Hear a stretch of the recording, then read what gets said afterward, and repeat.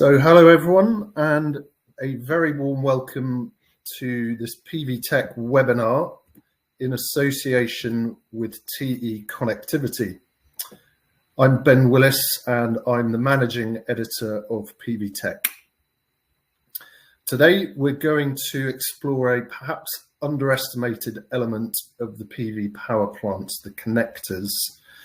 These essential components form a critical part of a solar power plant's electrical balance of system, ensuring safe and efficient power transmission.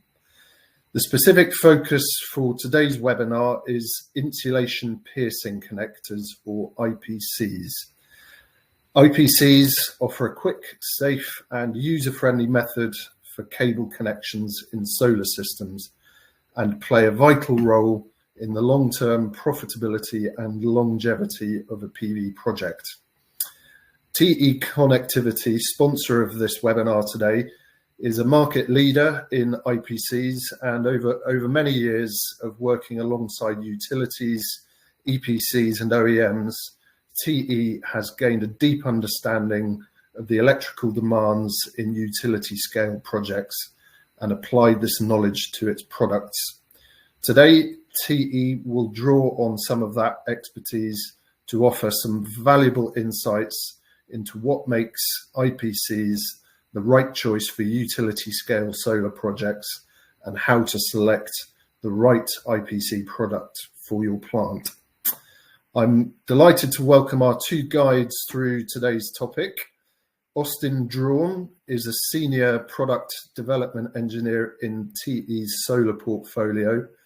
And joining Austin is Michael Kazimierczuk, Senior Director of Sales for TE's Renewables and Industrial business in the Americas.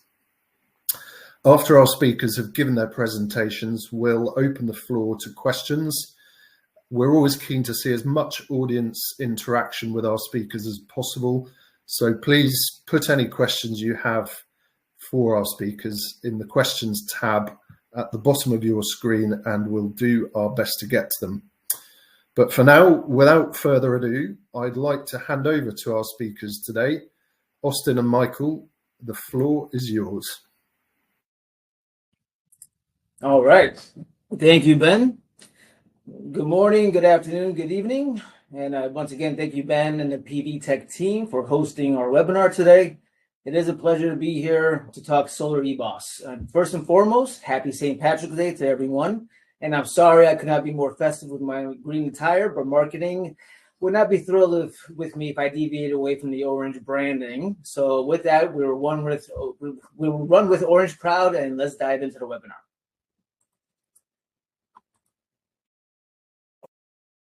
So, TE Connectivity, formerly Tyco Electronics, was founded in 1941, and in 2011, we rebranded as TE Connectivity to better align with our focus on connectivity and sensor solutions.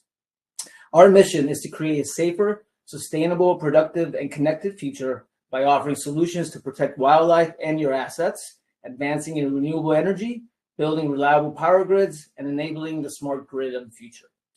Our product portfolio spans virtually every industry, but today we're here to discuss technology for solar DC applications.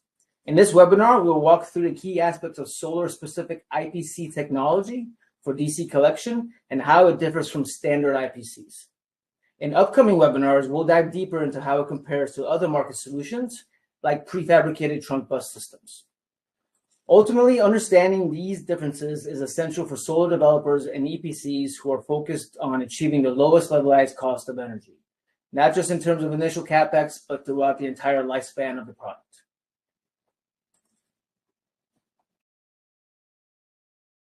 But first, we are going to get some audience participation here today. So this is the first of two poll questions, and this is just for us to get a little bit of a feeling of what percentage of our audience is familiar with IPCs, have used IPCs, and the overall perception of the technology. So with that, which of the following statements best reflects your thoughts on solar IPC technology? I'm familiar and confident with the reliability of IPC technology. I'm interested but need more information. I'm skeptical about its effectiveness and long-term reliability. I don't have an opinion at the moment. And D is perfectly acceptable because we hope to change your mind throughout the presentation. Okay. Am I supposed to pause here for some for the answers coming in? Okay. All Yeah, right. I think just to pause for a minute. Yep.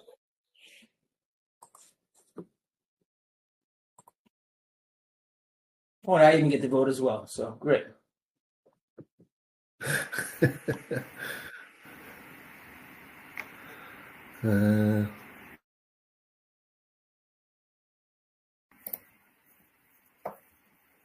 And Ben, I'm assuming you will be given the answers here. I would have thought so. Yeah, we normally get a readout. So I don't know what's going on, but Well, maybe you can gather up the answers, and we can tackle yes, it on a second. I'll check in on that. It should happen automatically, so I'm not quite sure what's happened there. But anyway, maybe we'll come back to that, shall we? It wouldn't be a proper webinar, Ben, if we didn't have some kind of technical issue, right? So indeed, yes. All right, so we'll move on and hopefully get the answers to that poll question in our second one. We're diving into a little bit into the meat of our presentation today. So selecting the right technology is super critical for your success of your solar sites, as you all know. Beyond temperature fluctuations and humidity levels, we should consider factors like shorter commissioning timelines, extreme cold conditions, corrosive environments, and varying terrains. Not all IPCs are created equal. Only IPC connectors specifically designed for solar applications should be used, because unqualified options can negatively impact system performance, longevity, and ultimately, and most importantly, safety. When choosing solar technologies, it's essential to consider your material selection first, environmental durability, and compliance with regulatory and safety standards. For example, the materials used in IPCs must have UV and weather resistance, meaning they should withstand prolonged sunlight and harsh weather without degrading. And additionally, IPCs need high moisture protection and corrosion resistance. Components like contact plates inside the IPC must resist rust and oxidation, especially in humid or coastal environments. By selecting the right IPC technology, you ensure a more reliable, long-lasting, and efficient solar systems. Beyond design, though, the experience of the manufacturer producing the product is just as important. Austin, can you share a little bit of our history of how this technology has evolved over time and the impact on the solar industry? Yeah, sure, Mike. TE Connectivity has played a pioneering role in developing these essential connectors for the energy industry. For those who may be less familiar, IPC stands for Insulation Piercing Connector, a solution created to enable quick, efficient connections without the need for any wire stripping. Now, let's take a step back and look at TE's journey with IPC technology. TE has a long history of designing innovative connectors. We've spent 40 years designing outstanding connectors, and our work with IPCs began in the overhead distribution line sector. We've developed reliable, durable solutions for challenging environments, and this experience laid the foundation for specialized products we continue to develop today. As the renewable energy sector grew, there was an increasing demand for connectors designed specifically for solar installations. In response, TE was the first to design an IPC specifically for solar, pioneering products built to endure the harsh conditions and unique demands of solar power systems. Throughout the years of continuous innovation, we've refined our technology, addressing challenges in performance, installation efficiency, and product flexibility. Today, TE Solar IPCs are engineered not only to meet but to exceed industry standards, setting new benchmarks for durability, ease of installation, and reliability. From our 40 years of expertise in overhead distribution lines to our leadership in the solar market, TE Connectivity remains committed to providing outstanding solutions that help our customers build reliable, long-lasting solar power systems. With that background in mind, let's now look at how IPC technology differs across applications. Did you get the, thanks, Mike. Yeah. So now let's take a closer, oh yeah, no worries. Now let's take a closer look at the key differences between overhead distribution networks and solar applications. The most important factors to consider are the materials used for environmental requirements, cable insulation thickness, and the applicable standards. Outdoor ratings are based on the materials used for each of the components, and to withstand long-term solar exposure, products must meet the F1 UV ratings, meaning they withstood 720 hours of UV exposure and 7 days of water immersion at 70 C. They're also tested for mechanical impact strength prior to and after that exposure. So cable insulation thickness is another critical area for solar applications. PV cables have thicker insulation than other cables, and you have to pay attention and make sure that's pierced correctly by the connectors. IEC cables have even thicker insulation than UL cables typically, so choosing the right connector for each type is essential. Now let's talk about standards and compliance. Applicable standards and the corresponding testing may vary by market or by customer. So UL standards are commonly used in North America. IEC standards are followed in most of the other regions. It's important to understand these differences as solar-specific standards like UL 9703 and IEC 62852 have stricter testing requirements than general utility standards. At TE, we focus on these solar-specific standards to ensure our products meet the highest compliance levels. In fact, TE is the only solar-specific IPC that holds both 486A and B and 9703 certifications. We'll explore standards in detail later in the presentation. Next, we'll look at real-world cases of choosing the right IPC for solar. Mike, can you share a few customer examples? Yes, thanks, Austin. All right, the first one we wanted to talk about today is installation. So as we all know, the main challenges that EPCs face are, and when I say EPCs, engineering, procurement, construction companies, they face are related to meeting the project timelines while staying on budget. One very critical aspect of building a solar generation plant is the cost of labor required for DC collection construction.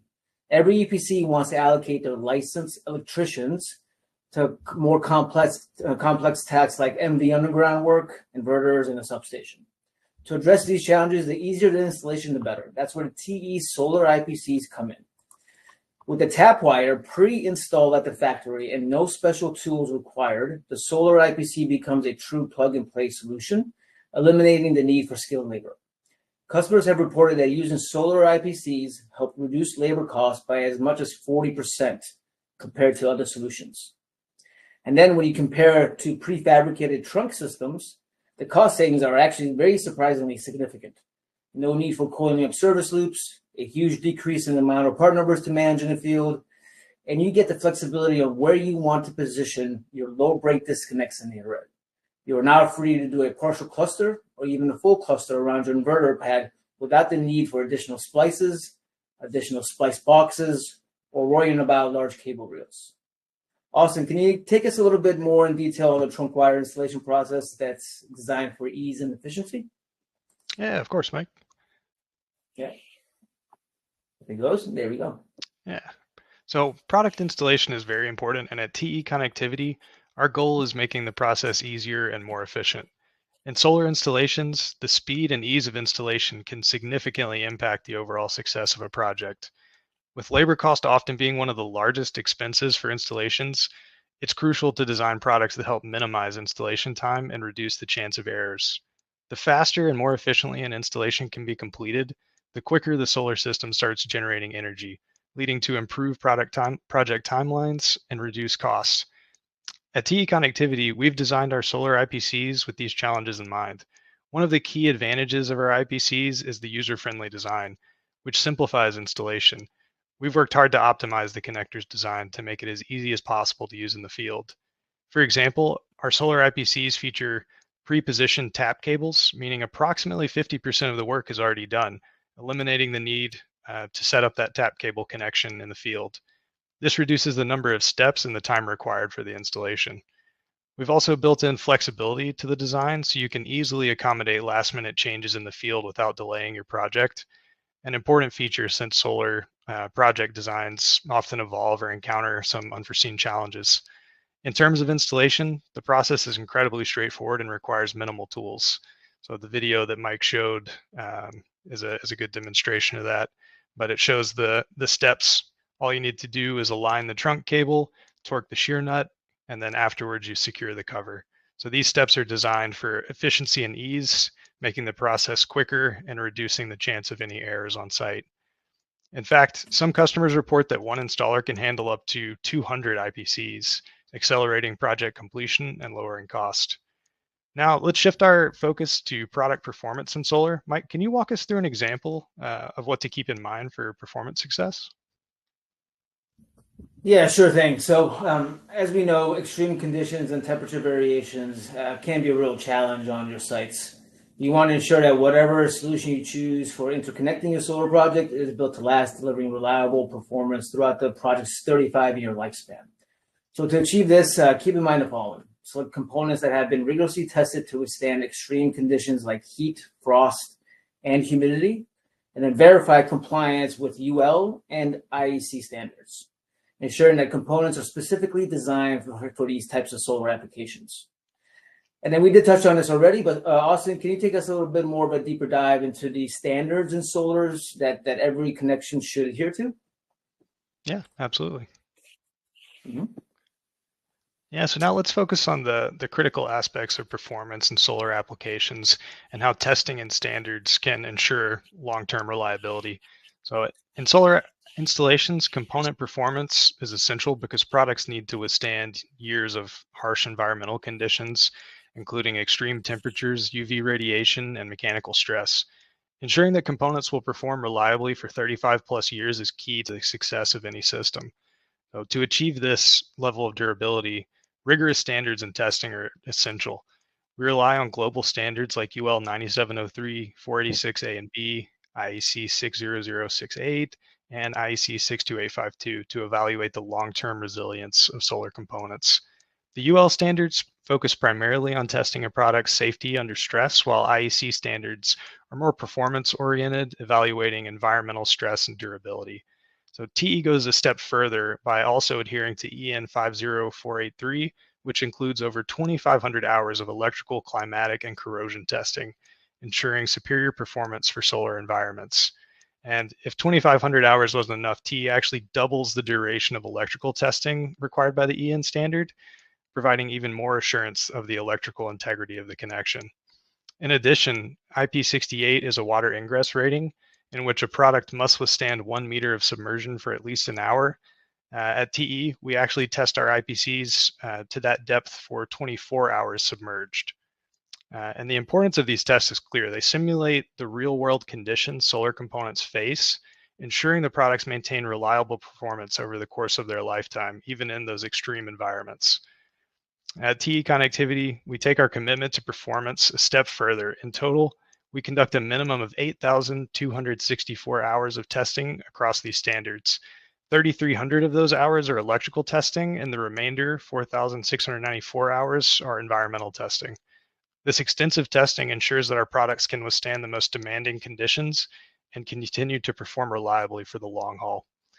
I want to pause here and just clarify the difference between a UL listing and UL compliance, as there's often some confusion about that. A product that is UL listed has been evaluated and approved by UL, whereas UL compliance means the product has successfully passed the required testing at an independent laboratory. Reiterating what I said earlier, TE's Solar IPC is the only IPC on the market designed specifically for solar applications that is UL listed. And it's not just one UL listing, it's both the 486 and the 9703. In short, TE solar IPCs are designed and tested to exceed industry standards, providing reliable, long-lasting performance for solar installations worldwide. Mike, could you walk us through how these performance standards impact real-world applications, especially in terms of flexibility on the customer site? Sure thing, and my favorite slide. So many of our EPC customers and solar developers have told us that the solar IPC offers a very high flexibility and adaptability compared to other DC collection solutions available today, and that's including other IPCs.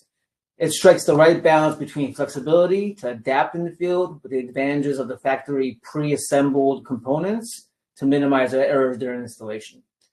One of the biggest challenges with other technologies is their reliance on pre-built fixed length components. So any deviation in the field, whether due to terrain, design changes, or any kind of unforeseen obstacles, often means significant modifications to the EBOS system.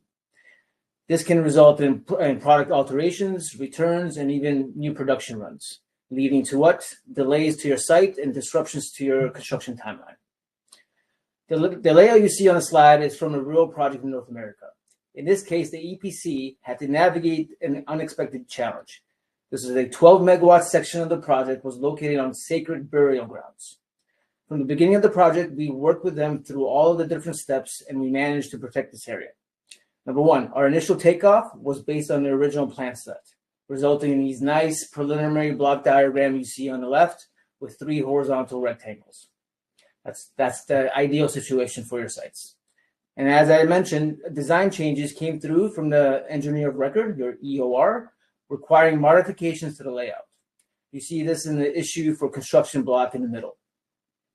Then the biggest pivot came when the HM burial site was uncovered, which is represented here by the red hash marks. The EPC was informed that this section of the reservation was now off limits, requiring an entire block to be relocated. By working closely with the EPC, we successfully reconfigured that 12 megawatt area, ensuring that the sacred ground remained protected.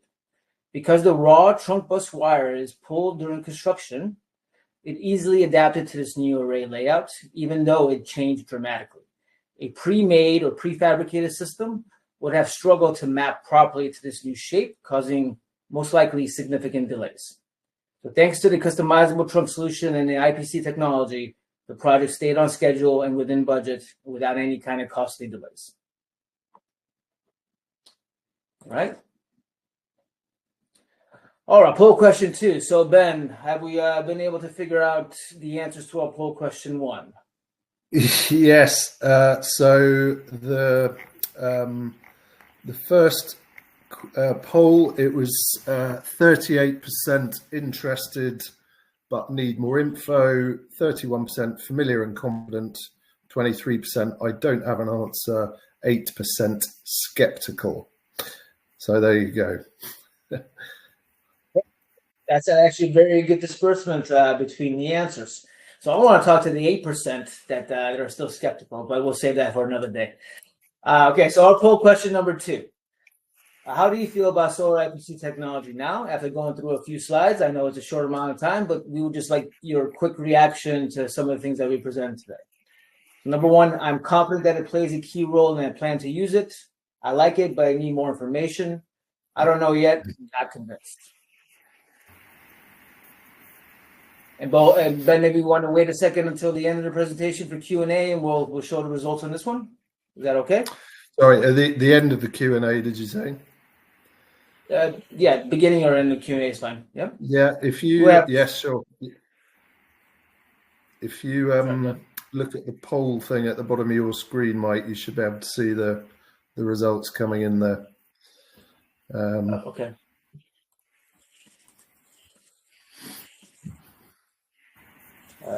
I am not seeing it, Ben. So in the interest of time, we'll save it for after the next slide. Yeah, is that okay? Okay, sure. Okay.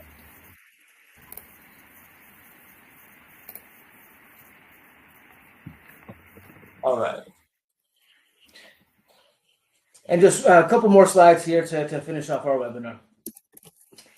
Customer collaboration, customer feedback, and the challenges you face are our top priorities. We strive every day to strengthen this collaboration and develop solutions that truly meet your needs. Through this collaboration, we've developed and implemented great ideas that drive innovation and improve outcomes, but we truly believe that continuous learning from you all that comes from this collaboration and opportunity to innovate together. So starting on the left-hand side, at our core, TE Connectivity is a material science company. Our engineers are constantly innovating, experimenting with different formulations to ensure our products provide complete protection against the harshest environments. We have pioneered many of the modern-day stress control mechanisms used today, from low voltage to extreme high voltage in cable accessories. We have been in the business since the 1950s, and there are many competencies that we bring to the table. And just to highlight a couple, we developed this power gel nearly 20 years ago and have used it across multiple applications, including inline splices, tap joints, motor connections, everything from low voltage to medium voltage, and even now our 245 kV range of products. Our expertise in material science has positioned TE as a leader in innovation, and we're proud to have been recognized among Clarivate's top 100 innovators for 2025. In the middle here section, in the last 18 months, in the central image, we launched a new solar IPC for the UL market alongside our growing portfolio of PV connectors, gaining market share with leading panel manufacturers along the way. We have a new battery storage solution coming up and 7 other solar development projects in the pipeline that will be launching over the next several years. Moving to the far right, our support continues outside the lab. Where TE truly excels is in the field during construction. Our teams help solve problems in real time, keeping projects on track and developing new ideas. A great example in the US is our recyclable GPAC boxes, containers, which eliminate the need for traditional cardboard packaging. And our customers are reporting that they have up to 50% savings in their trash removal costs with these GPAC containers. So with that, we will continue delivering new solutions to help you drive your efficiency, help with reliability through to 35 years, and long-term savings.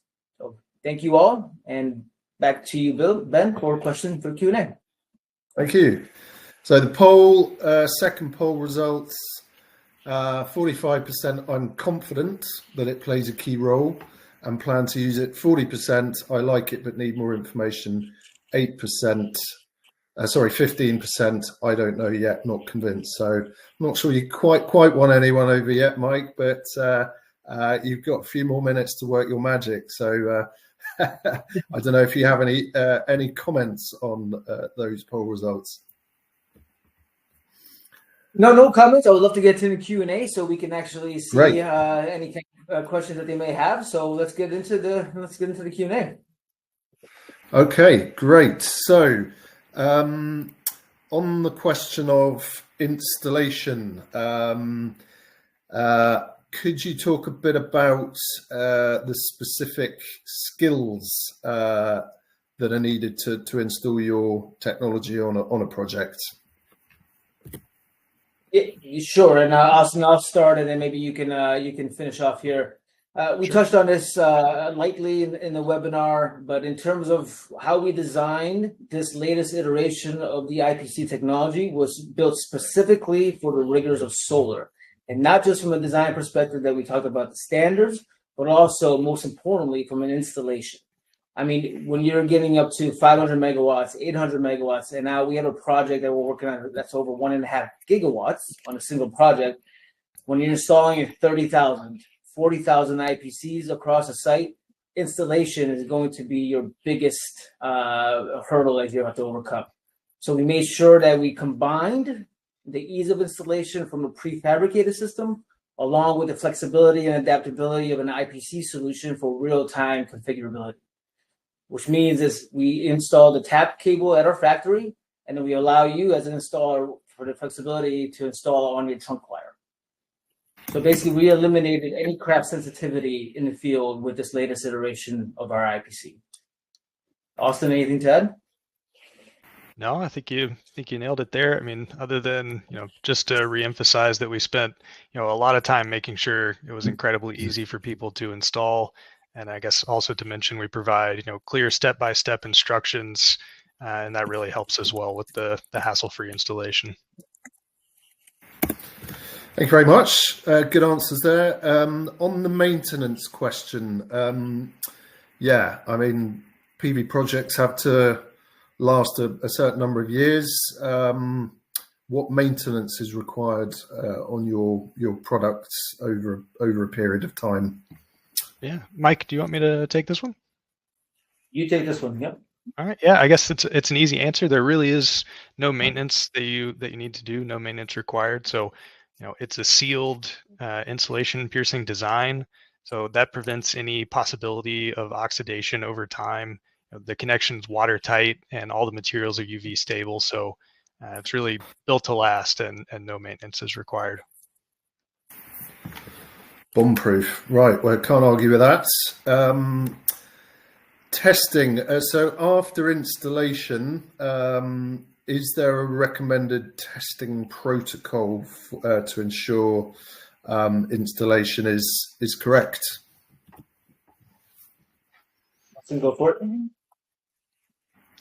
Yeah, I would say, with the shear nut that's built into the connector, once that has sheared off, you can be confident that there's a reliable connection there if you've followed the simple installation instructions. So there's really no need to follow that up with any sort of a test.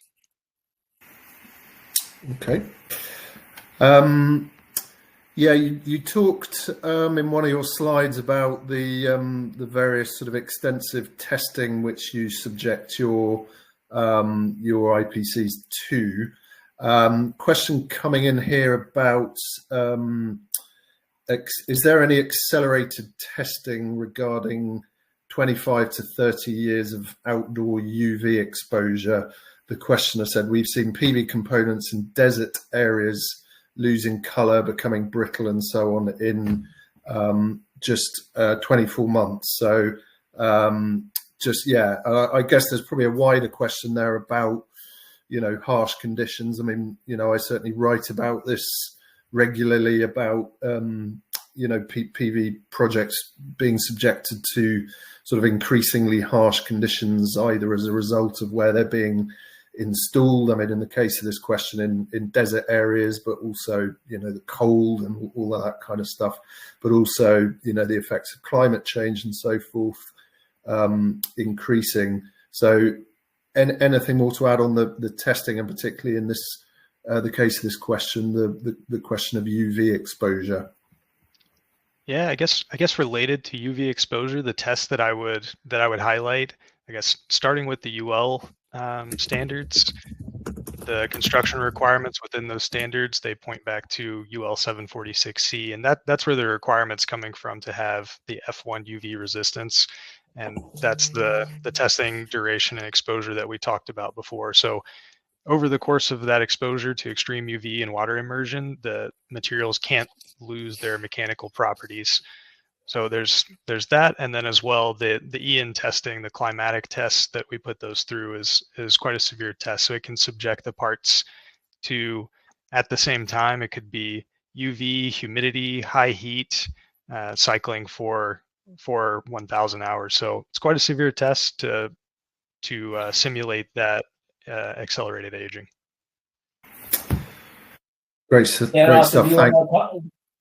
And also one more comment on that question regarding the low cycling that you put it through. I think you mentioned in terms of hours, but the UL standard only has 500 cycles that it requires per UL 9703, correct? And we have it done 4 times the UL requirement.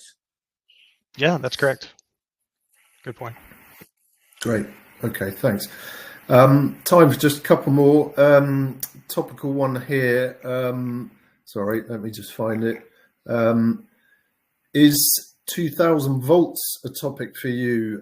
Will TE's IPC products be 2000 volts certified? I know there's been some chat of late about the sort of next evolutionary leap for PV power plants from 1500 to 2000 volts. Anything you guys want to say on that? Austin, would you like to comment? Yeah, sure. Of course, we're already taking a look at 2 kV. I would say, the products that we're working on right now, that's absolutely something that we keep in mind. Great. Okay. Final one. Sorry, did you want to add anything, Michael, on that? Just a short word. It's coming. So. Yeah, it's coming. There we go. Watch this space, I think we'll say to that one. Yeah, all right.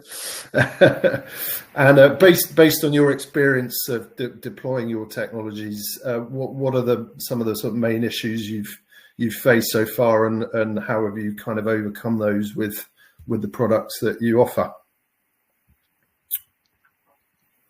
Yeah, it's a great question, Austin. I can take this one to start. Sure. Well, it's a great question, and one that we're very transparent about as TE Connectivity and individuals operating in the space. Previous iterations of IPC technology did not take into consideration the level of skill set for the installer. So this is what we talked about earlier. We talked about how do we combine the ease of installation from a prefabricated system along with the flexibility of an IPC. This is what we did with the SIPC 1000 that we just recently launched 18 months ago. We combined the best of both worlds. So taking all of the craft sensitivity out and leaving in the product flexibility. Great stuff. Thank you. Well, I think we are out of time now. So thanks for audience questions there. Some really good ones. And thanks, Michael and Austin, for your answers there on the fly. So yes, we're now at the end of today's webinar. So I hope you've all found it informative and stimulating.